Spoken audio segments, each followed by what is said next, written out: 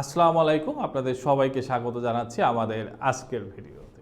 আমাদের দেশে বেশ কিছু বছর আগে একটি সাবান খুবই জনপ্রিয় হয়েছিল শুধুমাত্র একটি ট্যাগলাইন দিয়ে। সেটি ছিল যে 100% হালাল সাবান, এবং সেই সাবানটি অল্প সময়ের মধ্যে বাজারের একদম প্রায় পুরোটা দখল করে নিয়েছিল। বড় বড় ভালো ভালো ব্র্যান্ডের সাবানগুলো কিন্তু তার কাছে মার খেয়ে গিয়েছিল।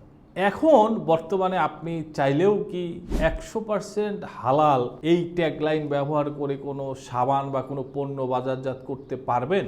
না, পারবেন না। মোড়কজাত বিধিমালা 2021 অনুযায়ী 100% হালাল এই শব্দটি আপনি ব্যবহার করতে পারবেন না। তবে আপনার প্রোডাক্টটি যদি আসলেই 100% হালাল হয়, তাহলে বিএসটিআই থেকে আপনাকে হালাল চিহ্ন বা হালাল মার্ক সংগ্রহ করতে হবে। তারপরে আপনার প্রোডাক্টের মোড়কের উপরে সেটি আপনি ব্যবহার করতে পারবেন। কিন্তু কোনোভাবেই এটা ট্যাগ লাইন আকারে 100% হালাল অথবা 100% এক্সপোর্ট কোয়ালিটি এই ধরনের কোনো শব্দ ব্যবহার করে আপনি আপনার পণ্য মোড়কজাত করে বিক্রি করতে পারবেন না, এটি এখন নিষিদ্ধ। সো আপনি যদি 100% হালাল সাবান বা হালাল পণ্য বিক্রয় করতে চান, তাহলে অবশ্যই আপনাকে হালাল মার্ক সংগ্রহ করে তারপরে সেটি মোড়কজাত করতে হবে। সাথে থাকবেন, ভালো থাকবেন। ধন্যবাদ সবাইকে।